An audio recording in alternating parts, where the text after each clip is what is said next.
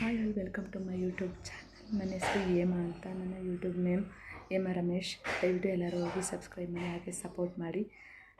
ಇವತ್ತೇನಪ್ಪ ವಿಶೇಷತೆ ಅಂದರೆ, ಇವತ್ತು ಗೌರಿ ಗಣೇಶ ಹಬ್ಬ. ನನ್ನ ಫಸ್ಟ್ ವ್ಲಾಗನ್ನು ನಾನು ಗೌರಿ ಗಣೇಶ ಹಬ್ಬದಿಂದ ಸ್ಟಾರ್ಟ್ ಮಾಡ್ತಾಯಿದ್ದೀನಿ. ಯಾಕೆಂದರೆ ಯಾವುದೇ ಒಂದು ಒಳ್ಳೆಯ ಕೆಲಸ ಮಾಡಬೇಕಾದ್ರೆ ಮೊದಲನೇ ಪೂಜೆ ಮಾಡೋದೇ ಗಣಪತಿನ. ಯಾಕೆಂದರೆ ಯಾವ ವಿಘ್ನಗಳು ಬರಬಾರ್ದು ಅಂತ ಗಣಪತಿ ಪೂಜೆ ಪ್ರಾರ್ಥನೆ ಮಾಡ್ತಾರೆ. ನಾನು ಹಾಗೆ ನನ್ನ ಫಸ್ಟ್ ವ್ಲಾಗನ್ನು ನಾನು ಗಣಪತಿ ಹಬ್ಬದಿಂದಲೇ ಸ್ಟಾರ್ಟ್ ಮಾಡಿದ್ದೀನಿ. ದಯವಿಟ್ಟು ಎಲ್ಲರೂ ಸಪೋರ್ಟ್ ಮಾಡಿ. ಹಾಗೆ ಎಲ್ಲರಿಗೂ ಗೌರಿ ಗಣೇಶ ಹಬ್ಬದ ಆರ್ಥಿಕ ಶುಭಾಶಯಗಳು. ಎಲ್ಲರಿಗೂ ಆ ಗಣೇಶ ಆರೋಗ್ಯ, ಆಯಸ್ಸು, ಸಂತೋಷ, ನೆಮ್ಮದಿ ಎಲ್ಲನೂ ಕೊಟ್ಟು ಕಾಪಾಡಲಿ ಅಂತ ನನ್ನ ದೇವ್ರನ್ನಲ್ಲಿ ಪ್ರಾರ್ಥನೆ ಮಾಡ್ತಾ ನನ್ನ ಫಸ್ಟ್ ವ್ಲಾಗನ್ನು ಸ್ಟಾರ್ಟ್ ಮಾಡ್ತಾಯಿದ್ದೀನಿ. ಇದು ನಮ್ಮ ಅಂಗಡಿಗೆ ಬಂದು ಬಿಡಿಸಿರೋ ರಂಗೋಲಿ. ಬೆಳಗ್ಗೆ ಬೇಗನೆ ಎದ್ದಿದ್ದೆ. ನಾನು ಎದ್ದಿದ್ದು 4 ಗಂಟೆಗೆ ಎದ್ದಿದ್ದೆ. ನಾನು ರಂಗೋಲಿ ಬಿಡೋದೇ ಸ್ವಲ್ಪ ಲೇಟ್ ಆಗುತ್ತೆ, ಏಕೆಂದರೆ ಇದಕ್ಕೆ ಕಲರೆಲ್ಲ ಹಚ್ಚಬೇಕು. ಅದಕ್ಕೋಸ್ಕರ ನಾನು ಬೇಗ ಎದ್ದುಬಿಡ್ತೀನಿ. ನನಗೆ ರಂಗೋಲಿ ಬಿಡೋದಂದರೆ ತುಂಬ ಇಷ್ಟ. ಹಬ್ಬ ಬಂದರೆ ನನಗೆ ಜಾಸ್ತಿ ಖುಷಿಯಾಗೋದು ನಾನು ರಂಗೋಲಿ ಬಿಡಬೇಕಂತಲ್ಲ, ಒಂದು ದಿನದ ಮುಂಚೆಯಿಂದನೂ ಪ್ರಾಕ್ಟೀಸ್ ಮಾಡ್ತಿರ್ತೀನಿ. ಕಲರೆಲ್ಲ ಫಿಲ್ ಮಾಡಿದೆ. ಕಲರ್ ಹಚ್ಚಿದ ಮೇಲೆ ಈ ಥರ ಕಾಣಿಸ್ತಿದೆ. ಇದು ಮನೆ ಮುಂದೆ ಬಿಡಿಸಿರೋ ರಂಗೋಲಿ. ಇದು ಸ್ವಲ್ಪ ತುಂಬ ಟೈಮ್ ಹಿಡಿತು. ಈ ರಂಗೋಲಿ ಬಿಡೋ ಅಷ್ಟೊತ್ತಿಗೆ ಬೆಳಕಾಗೇ ಹೋಯಿತು. ಇದು ಫೈನಲ್ ಲುಕ್. ಹೇಗೆ ಕಾಣಿಸ್ತಿದೆ ಫ್ರೆಂಡ್ಸ್ ರಂಗೋಲಿ? ಬೇರೆ ಬರ್ತಿದ್ದಂದ್ರು, ಅದಕ್ಕೆ ಒಬ್ಬಟ್ಟು ಮಾಡ್ತಾಯಿದ್ದೀನಿ. ಬೇಗ ಒಬ್ಬಟ್ಟು ಮಾಡಿ. ಈ ರೆಸಿಪಿ ಅಂತೂ ಎಲ್ರಿಗೂ ಗೊತ್ತಿರೋದ್ರಿಂದ ನಾನು ಅದನ್ನೇನು ಹೇಳೋಕ್ಕೆ ಹೋಗಲಿಲ್ಲ. ಇದೆಲ್ಲರೂ ಮಾಡೋ ಅದೇ.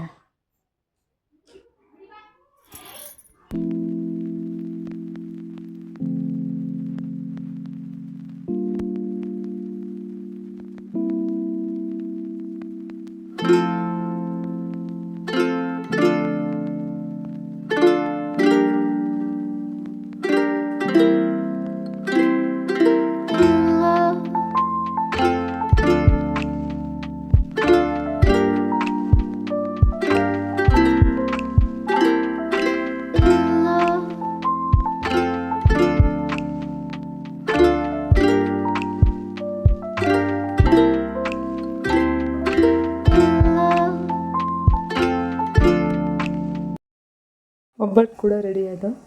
ಹಾಗೆ ನಮ್ಮ ತಂದೆನೂ ಕೂಡ ಬಾಗಿನ ತೊಗೊಂಡು ಬಂದರು. ಅಪ್ಪ ಕೂಡ ಬಾಗಿನ ತೊಗೊಂಡು ಬಂದರು. ಅವ್ರು ಬರ್ತಿದ್ದಂಗೆ ಅವ್ರಿಗೆ ಊಟಕ್ಕಿಟ್ಟೆ. ಸಾಂಬಾರು ತುಂಬ ಚೆನ್ನಾಗಿದೆ ಅಂತ ಹೇಳಿದ್ರು. ತುಂಬ ಖುಷಿಯಾಯಿತು. ನಾನು ವೀಡಿಯೋ ಮಾಡ್ತಿರೋದು ನೋಡಿ, ಯಾಕೆ ವೀಡಿಯೋ ಮಾಡ್ತಿದ್ದೆ, ಕೊನೆಗೆ ಕಳ್ಸೋಕ್ಕ ಅಂತ ಹೇಳಿದ್ರು. ಅಪ್ಪನೂ ಕೂಡ ಊಟ ಮಾಡಿ ಊರಿಗೆ ಹೊರಟರು.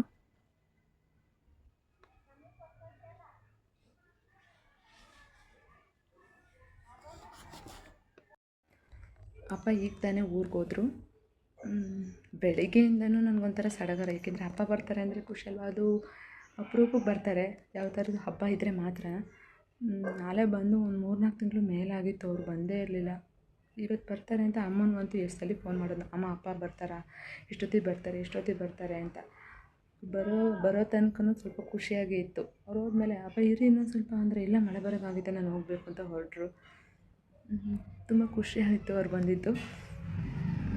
ನಾನು ಮಾಡಿದ್ದ ಊಟನೂ ತುಂಬ ಚೆನ್ನಾಗಿದೆ ಅಂತ ಹೇಳಿದರು. ಅವಾಗ ಇನ್ನೂ ಖುಷಿ ಆಯಿತು. ಏಕೆಂದರೆ ನಾನು ಮಾಡೋ ಅಡುಗೆನ ನಮ್ಮ ಮನೆಯವರು ಹೋಗ್ಬೇಕೇನೋ, ನಮ್ಮ ಅಪ್ಪ ಹೋಗ್ಲತ್ತು ನನಗೆ ತುಂಬ ಇಷ್ಟ.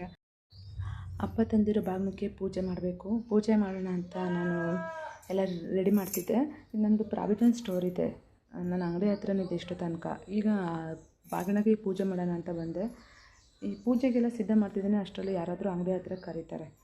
ಅದಕ್ಕೆ ಈಗ ಪೂಜೆ ಮಾಡ್ಬೇಕಾದ್ರೆ ಅರ್ಧ ಮಾಡಿ ಹೋಗೋಕ್ಕಾಗಲ್ವಲ್ಲ, ಅದಕ್ಕೆ ಯಾರಾದರೂ ಬರಲಿ ಅಂತ ಕಾಯ್ತಿದ್ದೀನಿ. ಅಂದರೆ ನಮ್ಮ ಮನೆಯವರು ಅಥವಾ ನನ್ನ ಮೈದನ ಯಾರಾದರೂ ಬಂದರೆ ಅಂಗಡಿ ಹತ್ರ ಅವ್ರನ್ನ ಬಿಟ್ಟು ನಾನು ಪೂಜೆ ಮಾಡ್ತೀನಿ. ನೋಡೋಣ ಎಷ್ಟೊತ್ತಿಗೆ ಬರ್ತಾರೆ. ಫೋನ್ ಮಾಡಿದ್ದೆ, ಸ್ವಲ್ಪ ಲೇಟ್ ಆಗುತ್ತೆ, ಅಂಗಡಿ ಹತ್ರನೇ ಇರು, ಆಮೇಲೆ ನೀನು ಪೂಜೆ ಮಾಡಿರಂತೆ ಅಂತ ಹೇಳಿದ್ರು. ಅದಕ್ಕೆ ಅವ್ರಿಗೋಸ್ಕರ ವೆಯ್ಟ್ ಮಾಡ್ತಾಯಿದ್ದೀನಿ. ಏನಂದರೆ ಅಂಗಡಿ ಹತ್ರ ನೋಡಿಕೊಂಡು ಇಲ್ಲಿ ಒಳಗೆ ಮಾಡೋಕ್ಕಾಗಲ್ಲ. ಈಗ ಪೂಜೆ ಮಾಡ್ತಿರ್ತೀನಿ, ಕರೀತಾರೆ, ಅಂಗಡಿ ಹತ್ರ ಇರಲೇಬೇಕಲ್ಲ ಯಾರಾದರೂ ಒಬ್ಬರು. ನೋಡೋಣ ಎಷ್ಟೊತ್ತಿಗೆ ಬರ್ತಾರೆ. ಅವ್ರು ಬಂದಮೇಲೆ ಪೂಜೆ ಮಾಡ್ತಾರೆ. ನಮ್ಮ ಮನೆಯವ್ರು ಹೇಳಿದ್ರು ಅಂತ ನಾನು ಅಂಗಡಿ ಹತ್ರ ಬಂದೆ.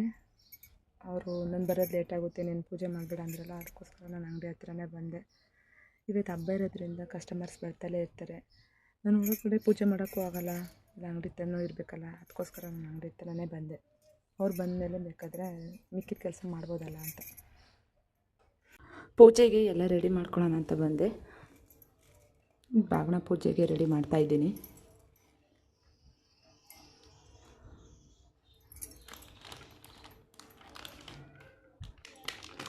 ಇದು ಅರಿಶಿಣ ಕುಂಕುಮದ್ದು ಏನು ಕಾಂಬೋ ಇರುತ್ತಲ್ಲ, ಅದು ತುಂಬ ಚೆನ್ನಾಗಿರೋದು ತಂದಿದ್ದಾರೆ ಅಮ್ಮ.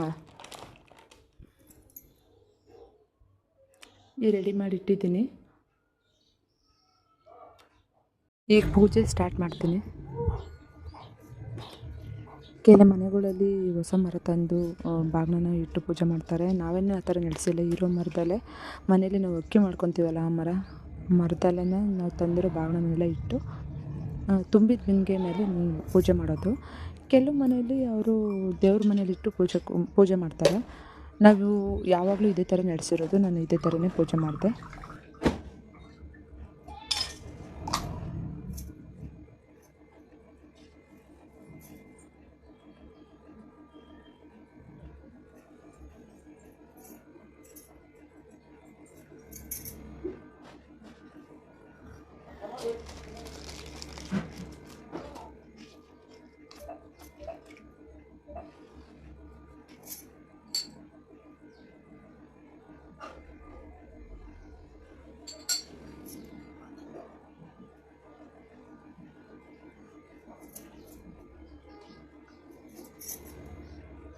ಪೂಜೆ ಎಲ್ಲ ಮುಗಿಸಿ ನಮ್ಮ ಅತ್ತೆನ ಅರಿಶಿನ ಕುಂಕುಮಕ್ಕೆ ಅಂತ ಕರೆದೆ.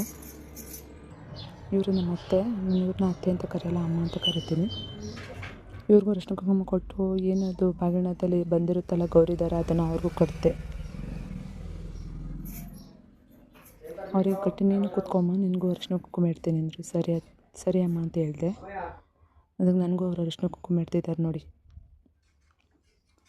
ಅವ್ರಿಗೇನೆಂದರೆ ಕೈ ತುಂಬ ಬಳೆ, ಹಣೆಯಲ್ಲಿ ಸ್ವಲ್ಪ ಕುಂಕುಮ ಇರಲೇಬೇಕು. ರಂಗಿ ಎಲ್ಲಾದರೂ ಹೊರಗಡೆ ಹೊರಟ್ರೆ ಮುಂಚೆ ಹೇಳೋದು, ಕುಂಕುಮ ಇಟ್ಟಿದ್ಯಾ, ಸ್ವಲ್ಪನಾದರೂ ಕುಂಕುಮ ಇಟ್ಕೊ ಅಂತ ಹೇಳ್ತಾರೆ. ಯಾಕೆಂದರೆ ಅವ್ರು ಹೇಳೋದು ಒಳ್ಳೆಯದೇ, ಮುತ್ತೈದೆ ಅಂದಮೇಲೆ ಕುಂಕುಮ ಇರಲೇಬೇಕು.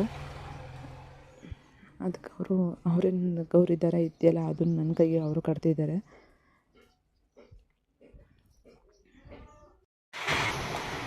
ನೋಡಿ ಫ್ರೆಂಡ್ಸ್, ಮಳೆ ಬರ್ತಿದೆ. ಅಪ್ಪ ಅದಕ್ಕೆ ಬೇಗನೆ ಹೊರಟರು, ಮಳೆ ಬರೋವಾಗಿದೆ ಅಂತೇಳಿ.